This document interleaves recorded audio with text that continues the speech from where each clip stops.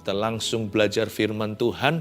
Saya merasa tadi ada sebuah getaran yang tidak bisa saya jelaskan, makanya saya interupsi untuk doa pencurahan. Karena hari-hari ini banyak orang putus asa, you see, nggak bisa hanya dengan positive thinking, kita cuman main-main pikiran, nggak bisa. Benar-benar manusia rohnya harus berkembang. Kalau enggak ya, kita tahu iman, kita tahu bahasa aslinya Ibrani, Yunani, sekalipun kepala penuh teologi ya, kalau manusia rohnya kerdil, kecil, kurus, kering, kerontang, hubungan dengan Roh Kudus tidak intim dan dekat. Sungguh, kita tahu apa yang benar, tapi kita tidak bisa melakukannya. Kita tahu itu salah, tapi kita nggak berdaya. Jangan putus asa ya.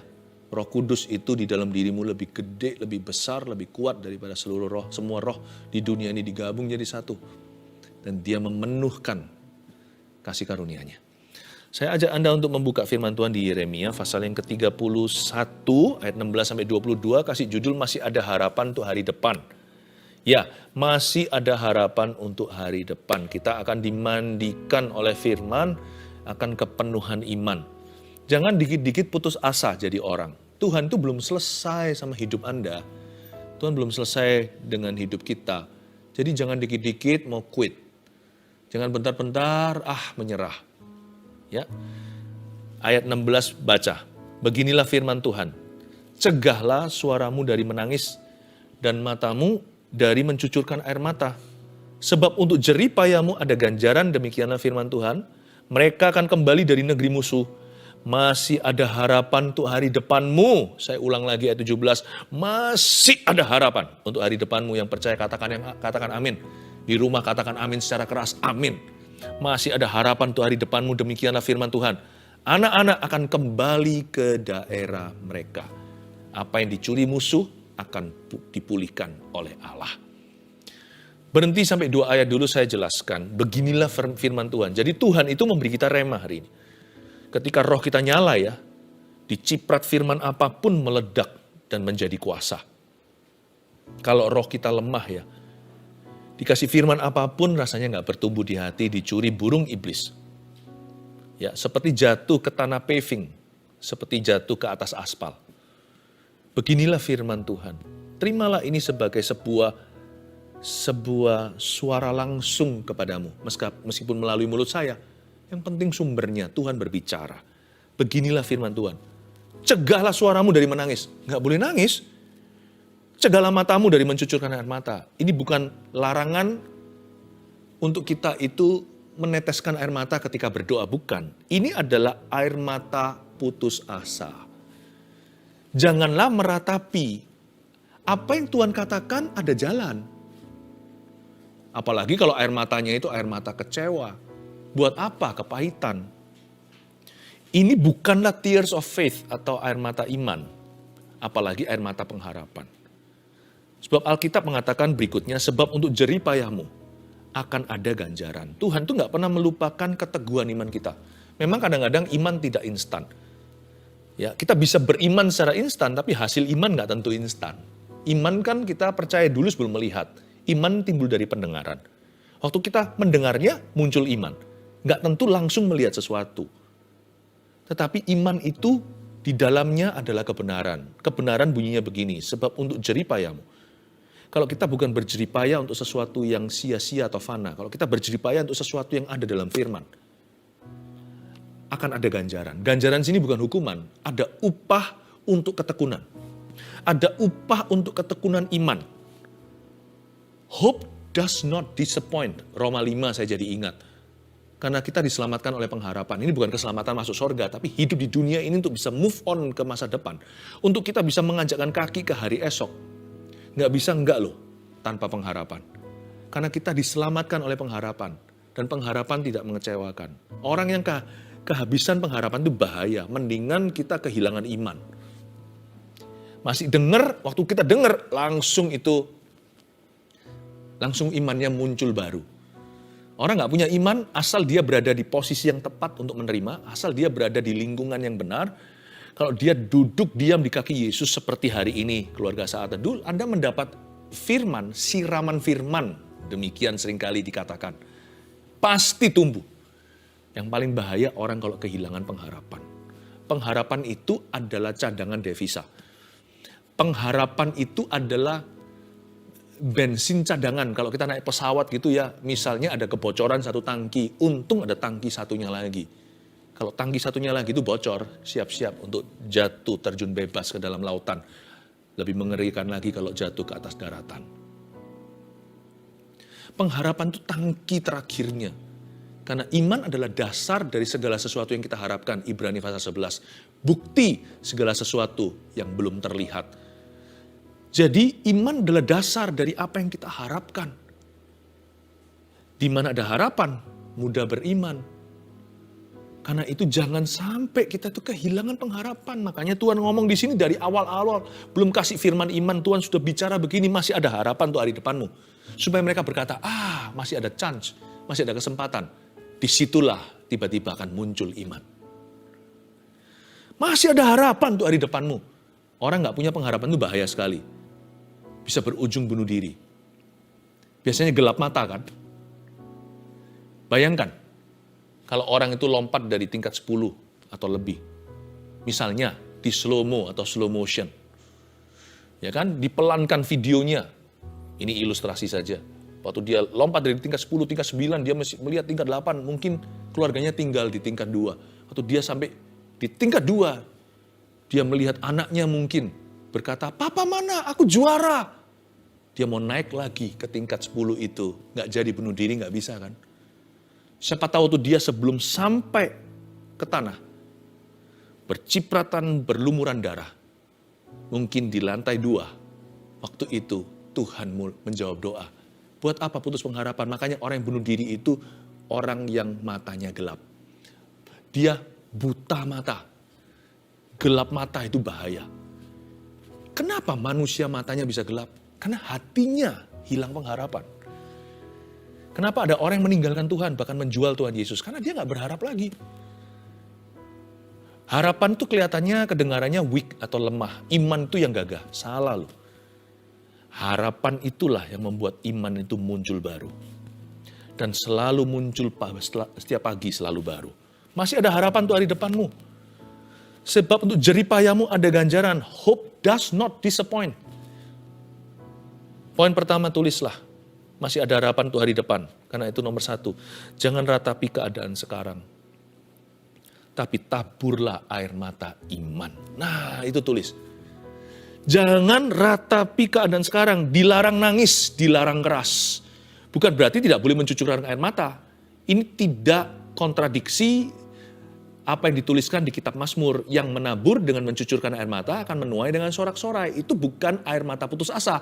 Itu air mata taburan iman. Mencucurkan barang siapa yang maju sambil menangis akan pulang membawa berkas-berkasnya. Itu tangisan untuk maju. Bukan meratapi keadaan sekarang, tapi menembus batas melawan arus untuk percaya Yesus apapun keadaannya yang sekarang juga menggerus. Mungkin dia bertubi-tubi dilawan badai terus-menerus. Dia nggak peduli, dia maju terus. Karena kalau dia diam di tempat, dia akan mati berdiri. Yang menabur dengan mencucurkan air mata. Air mata putus asa bukan taburan, tapi kutukan. Jangan menangis yang gitu, cegah air matamu daripada mencucurkan air mata yang demikian. Tetapi yang maju sambil menangis akan pulang membawa berkasnya, itu adalah air mata iman. Karena itu buat satu kesimpulan, sebuah keputusan. Jangan pernah ratapi keadaan kita sekarang, karena keadaan bisa berubah. Yang gak bisa berubah itu firman. Tak seiota pun tidak akan digenapi. Yang tidak ada seiota pun yang tidak akan digenapi. Ya. Nah, sekarang jangan ratapi keadaan itu, tapi taburlah air mata iman. Taburlah yang begitu. Kita baca sekarang ayat yang ke-18. Telah kudengar sungguh-sungguh Efraim meratap. Engkau telah menghajar aku dan aku telah menerima hajaran. Seperti anak lembu yang tidak terlatih. Bawalah aku kembali supaya aku berbalik. Sungguh sesudah aku berbalik, aku menyesal. Dan sesudah aku tahu akan diriku, aku menepuk pinggang sebagai tanda berkabung. Aku merasa malu dan bernoda, sebab aku menanggung aib masa mudaku. Anak kesayangankah gerangan Efraim bagiku? Atau anak kesukaan? Sebab setiap kali aku menghardik dia tak putus-putusnya, aku terkenang kepadanya. Sebab itu hatiku terharu terhadap dia, tak dapat tidak aku akan menyayanginya. Demikianlah firman Tuhan. Berhenti di sana, saya jelaskan dulu. Ayat 18 kembali. Telah ku dengar sungguh-sungguh Efraim meratap, kata Tuhan. Efraim di sini adalah suku terbesar bangsa Israel Utara. Efraim ini, Manasye adalah keturunan Yusuf. Kalau di selatan Israel, diwakili satu suku besar, kan tinggal dua, Yehuda dan Benyamin. Jadi seringkali Israel Selatan disebut Judah atau Yehuda. Israel Utara diwakili dengan Efraim, suku terbesar. Tapi mengalami musibah besar juga. Jangan pernah kita itu iri sama atau cemburu sama orang besar. Semakin besar, semakin gede juga pencobaannya. Semakin tinggi pohon, semakin besar anginnya. Masalah Efraim sangat parah. Karena mereka at the brink of total destruction. Mereka sudah berada di ujung tombak kehancuran total. Tidak bisa pulih atau beyond repair. Pernahkah Anda punya barang yang sudah nggak mungkin bisa diperbaiki? Atau kesehatan yang nggak bisa kembali? Yang stadiumnya sudah lanjut, yang sudah menyebar di mana-mana, nggak ada refund policy. Kanker, penyakit-penyakit tertentu yang mematikan. Kalau sudah sampai taraf di mana beyond healing, tapi juga tidak pernah ada satu kasus yang terlalu sulit atau sukar bagi Tuhan. Bagi Tuhan tidak ada beyond, tidak ada yang melampaui dirinya. Tuhanlah yang paling tinggi, Tuhanlah yang paling besar. Tapi misalnya sebagai manusia, ada penyakit yang sudah tidak bisa ada recovery-nya. Efraim mengalami yang serupa. Dia sebenarnya berhak untuk melemparkan handuk putihnya. Bolehlah menyerah, masuk akal dan lumrah.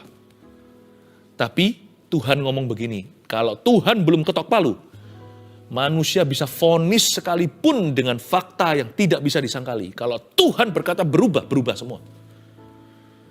Kalau Tuhan memutarbalikkan segalanya, semudah memutarbalikkan telapak tangannya karena Dia Maha Kuasa, segalanya akan berubah. Telah ku dengar sungguh-sungguh Efraim meratap. Hati Tuhan masyigu. Engkau telah menghajar aku dan aku telah menerima hajaran. Seperti anak lembu yang tidak terlatih. Efraim dulu itu jatuh dalam dosa. Israel Utara 10 suku itu, murtad-murtad. Engkau telah menghajar aku. Tapi mereka bertobat. Hanya orang yang hatinya hancur, jiwanya patah remuk yang bisa ngomong begini. Engkau telah menghajar aku dan aku telah menerima hajaran. Kenapa kok dia nggak maki-maki Tuhan ya? Ketika terima hukuman dan ganjaran. Kenapa dia nggak berkata, Tuhan nggak fair, Tuhan nggak adil. Nggak tuh. Dia bisa merelakan hatinya dihajar oleh Tuhan. Kalau memang dia salah loh. Mau ngomong apa lagi? Engkau telah menghajar aku. Memang Efraim sukanya menyembah berhala. Baal, semuanya itu kan terkenal. Gara-gara Efraim dan kelakuan mereka. Engkau telah menghajar aku dan aku telah menerima hajaran. Seperti anak lembu yang tidak terlatih. Ya, pikir-pikir kadang-kadang sebagian besar masalah kita itu adalah karena ulah kita sendiri sih. Kenapa manusia suka salahkan Tuhan? Tapi sekalipun demikian ya, Tuhan itu Maha Pengampun, Maha Pengasih. Dalam Kristus itu ada berkat pemutarbalikan. Allah bisa mengganti haluan atau mengubah haluan itu. Tuhan kita itu bukan hanya Maha Pengampun, Dia Maha Penyayang dan Dia Maha Bisa. Aku telah menerima hajaran, tapi di sini attitude-nya Efraim perhatikan. Sikap hatinya itu benar. Engkau telah menghajar aku dan aku telah menerima hajaran. Bawalah aku kembali Tuhan, supaya aku berbalik. Sebab Engkaulah Tuhan Allahku. Poin nomor 2 tulis dulu. Ya, jangan keraskan hati, tapi milikilah sifat yang mudah diajar. Orang yang suka mengeraskan hatinya, baik demi gengsi atau nggak terima sama Tuhan atau sama orang lain. Ketika dihajar Tuhan, dia selalu cari cara untuk mengelaknya atau untuk menolaknya. Orang-orang yang keras hatinya seperti Firaun, hatinya yang membatu dan membeku. Orang yang mengeraskan hati itu tahu nggak rugi apa? Rugi waktu. Rugi waktu. Tapi orang yang mudah dibentuk itu cepat move on, cepat lanjut ke fase berikutnya sekalipun masalah masih ada. Sekalipun dia belum keluar dari masalahnya. Tapi paling tidak hatinya udah selesai. Yang sisa hanyalah masalah. Yang jadi masalah adalah kalau hatinya nggak selesai. Karena masalah dia bukan hanya permasalahannya. Masalah dia masalah hati. Nah ini komplikasi. Saya sebut ini komplikasi rohani. Ini yang membuat sulit kita ketika kita masuk ke dalam lingkaran setan nggak keluar-keluar. Nggak bisa ada terobosan sungguhan. Terobosan yang ada hanya percikan. Mendingan saya nggak dapat terobosan yang merupakan PHP atau pemberi harapan palsu. Mendingan saya terus terkungkung dan terjebak di dalam masa lalu saya sekalipun ada salahku. Mendingan saya di situ sampai nanti Tuhan memutar balikan segalanya, itu akan menjadi terobosan nyata. Saya nggak mau urusan saya itu terus masalah hati. Asal hatiku udah benar di depan Tuhan, kalau hatiku mudah dibentuk, maka segera selesai. Saya dengan Tuhan sudah damai. Sisanya yang ada hanyalah keadaan atau circumstance. Enak bagi saya. Hati itu peaceful, sekalipun hidup belum. Kalau hati sudah damai, aku tahu Tuhan sudah pegang kendali. Jadi kalau kelihatan buruk, saya tahu dalam badai ada Tuhan Yesus berjalan di atas air. Daripada begini loh, keadaannya seperti baik-baik, tapi saya gak punya Tuhan, atau saya jauh dari Roh Kudus. Hati saya gak benar sama Yesus. Saya nggak tahu nanti dari mana, sudut mana macan akan menerkam. Tapi kalau saya sudah benar sama Tuhan hatinya, saya sudah aman, sudah damai dengan diriku dan dengan Tuhanku. Mau macan menerkam saya dari sisi manapun, saya sudah jadi urusannya Tuhan. Saya sudah jadi urusannya Tuhan. Pernah salah sih, tapi sudah diampuni. Udah diampuni Tuhan bukan berarti sudah diampuni manusia loh. Tanggung jawab saya tetap jalan. Tapi saya pasti mendapatkan kebajikan kemurahan. Coba di jus jadi satu itu, di blender. Kebajikan dan kemurahan Mazmur 23. Mungkin suaranya keluarnya begini, keringanan. Bawalah aku kembali katanya, supaya aku berbalik. Bawalah aku kembali itu hati, supaya aku berbalik itu kondisi. Di sini, Yesaya mengajarkan, kalau kita sama Tuhan itu jangan pernah keraskan hati. Supaya segera selesai, bukan masalahnya dulu, segera selesai hubungannya. Masalah akan menyusul, cepat lambat. Lebih cepat daripada lambat, karena Tuhan tidak pernah lamban dalam bekerja. Tuhan tidak pernah berlambat-lambat, meskipun semua akan indah pada waktunya. God is never too early, dia nggak pernah terlalu pagi, nggak pernah terlalu malam juga. Selalu persis rembang hari, atau tengah hari, dia akan bekerja di hidupmu. Bawalah aku kembali, supaya aku berbalik. Bawa aku kembali itu hati, supaya aku berbalik itu keadaan kita. Sungguh sesudah aku berbalik, aku menyesal, kata Efraim. Dan sesudah aku tahu akan diriku, aku menepuk pinggang sebagai tanda berkabung. Lihat, orangnya itu lembut, mudah diajar. Aku merasa malu dan bernoda sebab aku menanggung aib masa mudaku. Udah gak ngomel-ngomel lagi. Ayat 20 ya, coba lihat reaksi Tuhan. Anak kesayangankah gerangan Efraim bagiku? Atau anak kesukaan? Tuhan terharu, alias hati Tuhan terjamah. Tuhan bilang, aduh nak, andai kamu tahu, Allah sedang merajut sesuatu, tanganku sedang merajut sebuah rencana yang tak terlihat atas hidupmu. Karena Tuhan terharu, sebab setiap kali aku menghardik dia, tak putus-putusnya aku terkenang kepadanya. Sebab itu hatiku terharu terhadap dia, tak dapat tidak aku akan menyayanginya, demikianlah firman Tuhan. Mendingan saya jadi orang kesayangan Tuhan di penjara, daripada saya jadi orangnya setan di luar sana. Karena Tuhan tahu membebaskan hamba-hambanya. God loves the teachable heart. Allah itu cinta hati yang mudah diajar. Kalau soal memberi, Tuhan itu cinta the cheerful giver, orang yang suka cita waktu memberinya. Tapi kalau bicara tentang kehidupan, God loves the teachable. Tuhan itu cinta dan sayang dan dekat pada orang yang remuk hati, asal hati mereka mudah dibentuk dan diajar. Please jangan keraskan hati, percuma, nggak ada gunanya, rugi waktu iya. Karena kenapa? Tuhan mau fix, mau selesaikan keadaannya. Tuhan tunggu hatinya. Tuhan mau bereskan kondisinya. Hatinya selalu menghalangi. Hatinya orang itu bukan hatinya Tuhan Yesus. Daripada komplikasi, saya tahu kalau hatiku beres. Aku sudah ada pada waktunya, tinggal tunggu indah, tepat pada waktunya. Ayat 21. Dirikanlah bagimu rambu-rambu jalan. Pasanglah bagimu tanda-tanda jalan. Perhatikanlah jalan raya baik-baik, yakni jalan yang telah kau tempuh. Kembalilah hai anak darah Israel, kembalilah ke kota-kotamu ini. Berapa lama lagi engkau mundur maju hai perempuan, anak perempuan yang tidak taat? Sebab Tuhan menciptakan sesuatu yang baru di negeri, perempuan merangkul laki-laki. Apa itu? Apa ya ini ya? Ayat 21, seperti orang yang mau ujian SIM aja, surat izin mengemudi. Dirikanlah bagimu rambu-rambu jalan dan pasanglah bagimu tanda-tanda jalan. Kita disuruh berprinsip dulu dalam kebenaran, jangan tunggu masalah selesai. Jangan tunggu problema lewat, jangan tunggu persoalan sudah ditutup. Dirikan dulu rambu-rambu jalan. Berprinsip itu hari ini, jangan tunggu besok, jangan tunggu nanti. Kayak orang diet aja ya, diet itu selalu tomorrow. Tapi kalau kita mau taat sama Tuhan, it's always the today, selalu hari ini. Berprinsiplah kebenaran. Berapa lama lagi ayat 22 engkau mundur dan maju. Jangan pelin-pelan kalau sama Tuhan. Hai anak perempuan yang tidak taat. Pokoknya kalau sama Tuhan itu taat dulu dan taat selalu. Poin nomor 3 catat dulu. Jangan maju mundur sama Tuhan.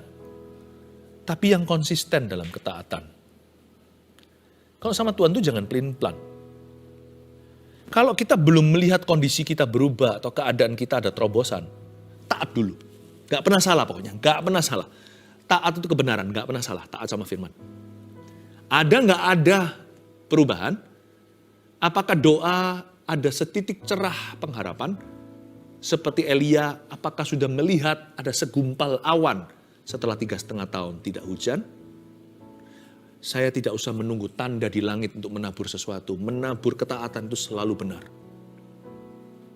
Berprinsip dulu, dirikan rambu. Always obey first and obey always. Taat dulu dan taat selalu. Jangan maju mundur sama Tuhan. Orang yang maju mundur sama Tuhan itu enggak mari-mari, enggak selesai-selesai. Kayak orang kerja itu bangun-bangun lalu dia lepaskan sendiri. Setelah dia pasang dirakit, dia bongkar lagi. Orang maju mundur itu, orang pelin-pelan, berapa lama lagi engkau mundur maju hai anak perempuan yang tidak taat. Itu kayak begitu. Udah hampir nyampe, balik lagi ke titik awal. Frustrasi. Yang frustrasi bukan Tuhan. Nanti lama-lama yang frustrasi adalah orang sekeliling kita. Kok terus-terusan pelin-pelan? Jangan pelin-pelan, pokoknya taati dulu. Yang konsisten gitu dalam ketaatan, menunggu terjadi perubahan. Nggak usah tunggu perubahan terjadi, taat dulu pokoknya. Taat selalu, taat maju. Maju terus dalam ketaatan, terus taat. Konsisten. Konsisten itu bukan berarti sempurna, kadang-kadang bisa begini jalannya. Tapi nggak begini. Kalau yang begini itu namanya goncangan. Jangan bergoncang sama Tuhan, itu jangan geronjalan. Boleh begini aja. Ya, geronjalan dikit boleh lah. Jangan goncangan. Ya, orang konsisten itu begini jalannya. Dia nggak bisa lurus begini terus, hanya Yesus. Tapi kalau yang begini itu bukan orang biasa, itu orang pelin-pelan. Jangan begitu, jangan demikian.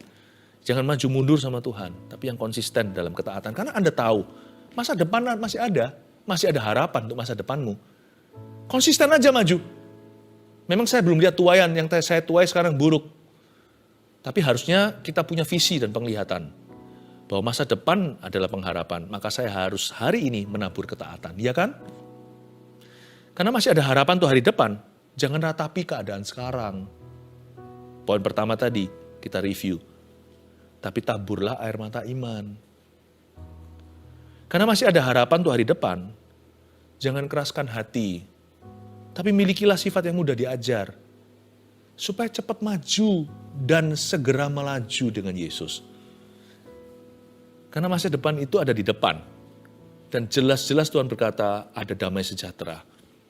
Tuhan akan memberkatimu lagi. Begitulah bahasa sederhananya. So jangan keraskan hati.